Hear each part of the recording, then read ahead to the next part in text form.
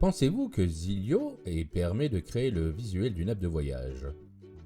Voyons ça ensemble. On commence par créer un projet, on lui donne un petit nom. Simple Voyage. On rentre pour l'éditer. On va commencer par choisir un petit thème qui nous plaît bien. C'est difficile de voir les thèmes quand on n'a pas de composant encore à l'écran, alors posons peut-être d'abord un header, une en-tête pour notre application. On va le prendre en fixe, et là on a déjà une meilleure idée de la couleur. On va changer évidemment le titre, Voyage à New York, et on va continuer notre design. On va rajouter une image en fixe. Et dans ces propriétés, on va coller le lien de l'image que nous avons trouvé afin que Zilio puisse nous l'afficher.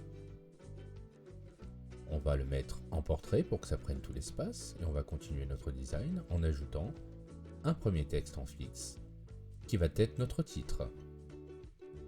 On va changer le style, agrandir la police, mettre en gras et mettre un padding de manière à ce qu'il y ait un alignement. On va copier-coller le texte que l'on a retenu. Bienvenue à New York directement. On va rajouter maintenant un autre texte qui va être notre sous-titre que l'on va mettre en forme et avec un style gras, un petit peu plus petit. Et on va également changer sa couleur pour avoir une couleur secondaire. Ce sera notre sous-titre. On va partir sur un petit gris. Et on va encore une fois mettre la phrase que l'on a retenue pour le sous-titre.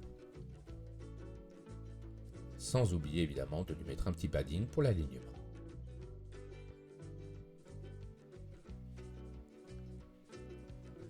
Continuons notre design en ajoutant la description, toujours un texte en fixe. Sauf que cette fois, on va laisser le style par défaut. On va juste copier notre texte, notre description. Et on va bien sûr mettre un petit padding pour l'alignement.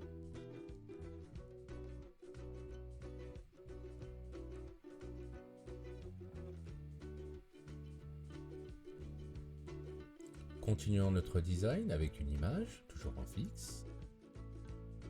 Là, le canvas est un peu petit, donc on va l'étirer de manière à pouvoir y voir un petit peu plus clair.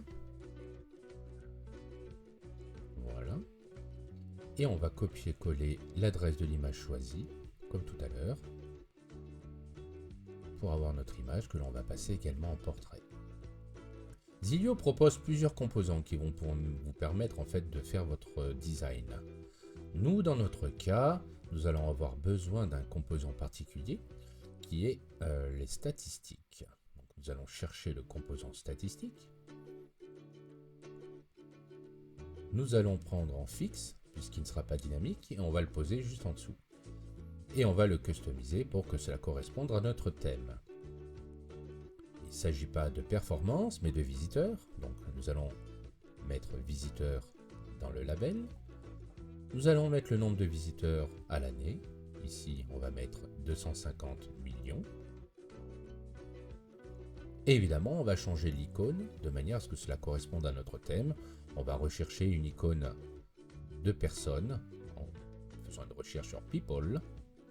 On choisit l'icône et c'est fait. On va pouvoir continuer notre design avec une image, une dernière, qui va aller juste en dessous. Comme tout à l'heure, on va aller choisir l'image et la copier-coller directement dans Zilio. Et la mettre en portrait pour garder toujours cette même cohésion. Il ne nous reste plus qu'à rajouter un bouton. On va prendre, je pense, un bouton de type normal. L'important, c'est de garder une cohésion d'ensemble. Donc, vous allez voir qu'on va mettre un petit bouton. Et on va commencer par changer sa couleur de manière à avoir une couleur tertiaire. On va déjà lui mettre un texte réservé. Et dans le thème, on va changer sa couleur en mettant quelque chose d'un petit peu plus foncé, de manière à ce qu'il y ait un meilleur contraste.